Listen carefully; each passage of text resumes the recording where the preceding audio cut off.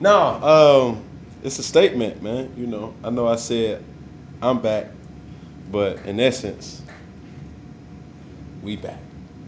And to that point, I was having an interesting conversation with a person that will remain nameless, and talk about and we were talking about used to be's and has beens and what it used to be like and what it's like and things like that. And simple and plain, I only know one Bank of America stadium. So, with that being said, this is a challenge for people to make my kind of prophecy correct, right? I said there's no other place in football that I would rather be on Sunday than Bank of America Stadium because it will be a playoff atmosphere for more ways than one. Discredit, who I am and what this game is to me. Discredit who we're playing and what that game means to them. Let's get back to getting that edge and bringing the pride back to Carolina. How I once knew it to be. So with that being said, a situation happened contrary to what I'm talking about now, and it's crazy. And I've been on this high frequency wavelength. I had a conversation with my cousin last Sunday, not this Sunday that passed, but the Sunday before. I think it was Monday, as a matter of fact. And I was there with him, a business partner, and some friends at the house. There were cigars involved. There was vino involved. So I'm just trying to paint the picture that it was a very strong vibe that was going on in the room. Now, when I mention those things, I'm not saying that because I'm speaking of an intoxicated person because I was well aware of what was going on. A question was posed about my situation. Me being unemployed at the time, served its own, concerns. And my cousin asked a question. He didn't name a name. He didn't name no teams. He just said, if you got an opportunity to go back, would you? I didn't blink. I think I said this before. I didn't blink. I didn't hesitate. I said, absolutely. Without even no hesitation, no nothing. I'll go back. Happy. Whatever that role would be. He said, man, if you go back, what would be some things that you would do? Not knowing that the next day, somebody will call me. I said, you know what? If I go back, I think I'll do things different, but I'll bring the community more together. I'll bring the city together in ways that it may not have been done before. Probably I know for a fact without me, it's never been done while I was there or afterwards that I know of. If somebody was doing it, cool, fine and dandy. But what I said to him was, and I'll say to the airways, I'm going to give away 50 tickets to the people who has rarely been to a game or has never been to a game. And I'm partnering with the Panthers in doing this. But I'm adamant about this Sunday is important for us. We need to reclaim Bank of America Stadium. I know the success hasn't been there, but we ain't talking about the past. We're talking about the things here moving forward. So with that, I'm giving away 50 tickets. 10 of those tickets are going to be given away on Iconic Saga social media. People who do know I'm not on social media right now. So I'm going to let my production company kind of have fun and giving away those 10 tickets. And then the other 40 tickets, we're going to find different programs around the city that gives a person an opportunity to have never been to a Carolina Panther football game, that opportunity. So I know one thing for a fact. There will be 50 people who I know for sure that will be screaming to the top of their lungs because they've never done it. And I will hope their experience will be something that will be life-changing, groundbreaking, and obviously something that will give us the added push to win a football game on Sunday. I'm looking forward to it. And like I said, we need to bring the pride back to Carolina. We're sitting at 500 right now, but it's nothing more important than this game that's coming up, and we're just trying to be 1-0 by the end of Sunday. How'd your body feel? I know you played a lot of snaps on Monday. What do you mean, now? On Monday when you woke up the day after, just recovery. Oh, man. Felt unbelievable, you know. Anytime you get a win, it masks and jades a lot of feelings and emotions, so that's all that matters. Cam, what has Ron meant to your career, and just the fact that this is going to happen Sunday against Ron in Washington, what does that mean to you personally? Man, it's not about us. It's not about me. It's not about him. He knows how I feel about him, and he knows what it's going to be on Sunday. Can you talk about what this week of preparation has been like for you so far?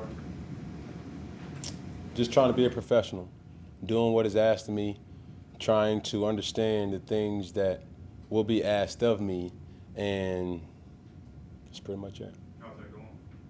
Impeccable. What do you feel like, Cam, what do you feel like you have to do what are the steps you feel like you have to take to be ready for Sunday that you're comfortable, or do you already feel comfortable? It's just coming up with a plan with the coaching staff. That's pretty much it. And doing what's asked of me. To what extent, I don't know. And we just keep it at that. I know what Matt said, it wasn't necessarily as much about you learning the playbook as it is learning the game plan. Is it kind of it's going to be what it is every week here on out just because it will be specific to that particular opponent? I don't know. Do you know? I don't know, I'm asking you. Exactly. So what sense does that make me telling you and this seeing in front of millions and millions of people? But what's asked of me will be what's asked of me. I'm looking forward to the opportunity, great or small, however it is. And, you know. Cam, Matt Rule said the other day, he wants Cam full, not Cam light. So he wants everything from you. Ron Rivera was really good at letting you be you as well. How important was that to your career being where you are today? It was great. But this is not about me. This is not even about a coach. I know he understands, you know, there's a respect, but we trying to get 1-0 by any means. You know, I ain't trying to play no bully ball,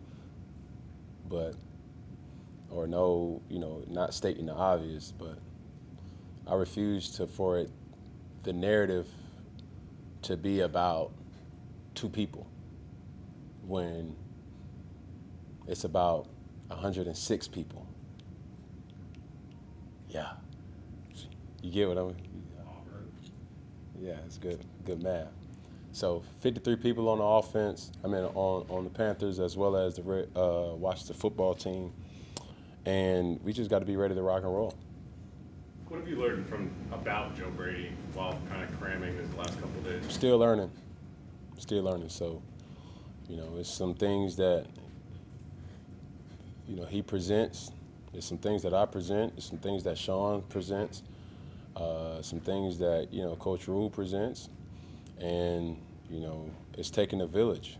You know, I was trying to be of however service to, you know, PJ on Sunday. Still will keep that same energy here moving forward. And whatever is asked of me, I'm willing to do, and that's what I plan on doing. Ken, we talked to you Friday. You said you were still floating, and then after the game Sunday, it felt like you were kind of still on that cloud. How long did that last, and are you still kind of there? Like where are you at mentally? Still riding away, baby. And hopefully, with this investment of 50 tickets, come Sunday, I'm going to be riding a lot. So. Cam, having gone through a transition last year, going to New England and learning kind of a whole new playbook there, how does this experience compare to that one?